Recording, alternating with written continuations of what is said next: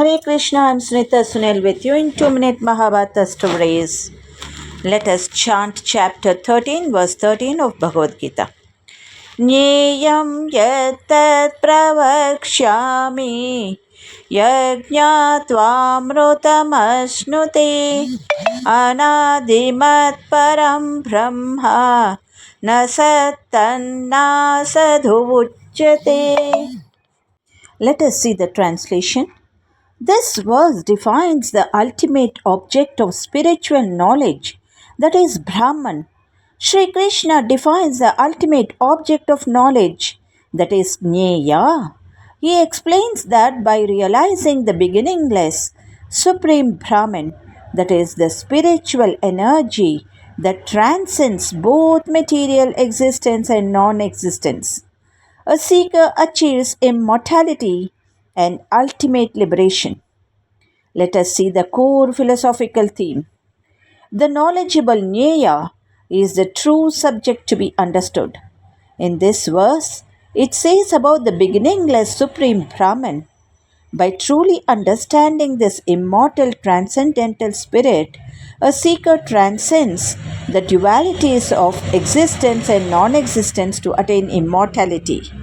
The moral is how to apply the virtues of Adhyatma Jnana, that is, knowledge of the self, in our daily life, or a deeper dive into the relationship between the individual soul and the super soul. So let us quickly go back to the story. I know you're all waiting for it. The story from Vedic traditions. It tells about the eternal truth, the Brahman, that lies right within us. Let us continue. I know all of you are waiting. Svetaketu and his father, that is sage Uddalaka, is the perfect fit. It captures the exact moment a seeker shifts from book learning to direct realization of the Supreme Spirit Brahman. Svetaketu returned home after 12 years of studying all the complex scriptures. Filled with pride in his intellectual learning, he walked with a rigid posture and an arrogant air. His father, the wise sage Uddalaka, noticed this pride and decided to test his son's true spiritual depth.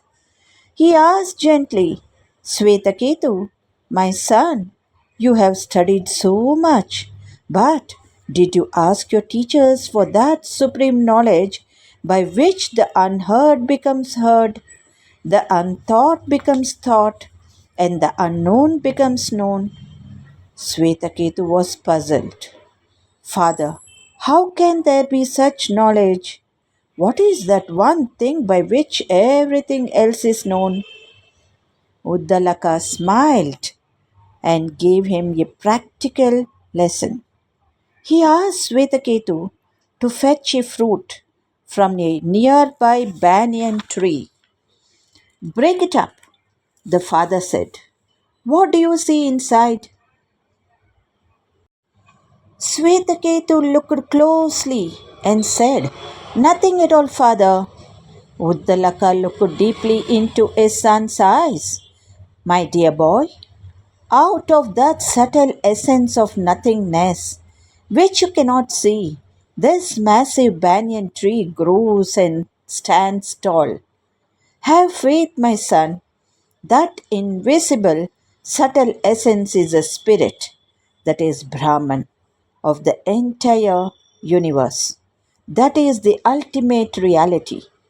And Tat Tvam Asi, that thou art, he said.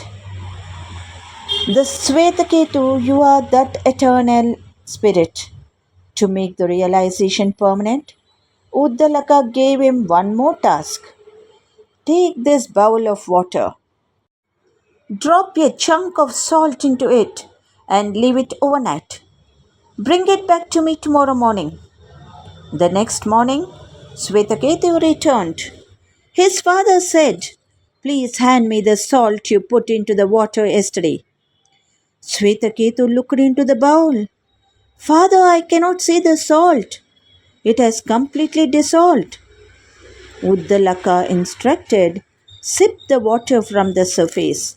How does it taste? It is salty, Svetaketu said. Sip it from the middle. How does it taste? It is salty too.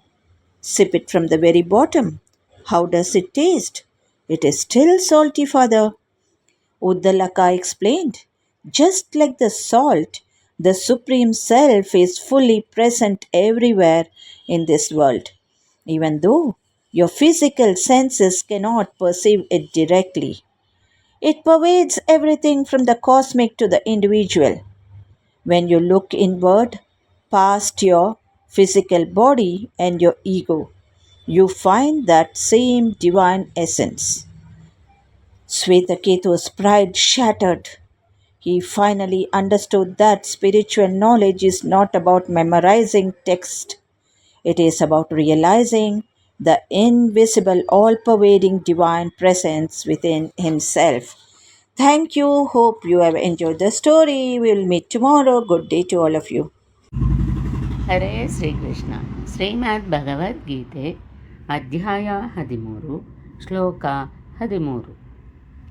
ಜ್ಞೇಯಂ ಯತ್ತತ್ ಪ್ರವಕ್ಷ್ಯಾಮಿ ಯಜ್ಞಾತ್ವಾಮೃತಮಶ್ನುತೆ ಅನಾದಿಮತ್ಪರಂ ಬ್ರಹ್ಮ ನ ಸತ್ತನ್ನಾಸದುಚ್ಯತೆ.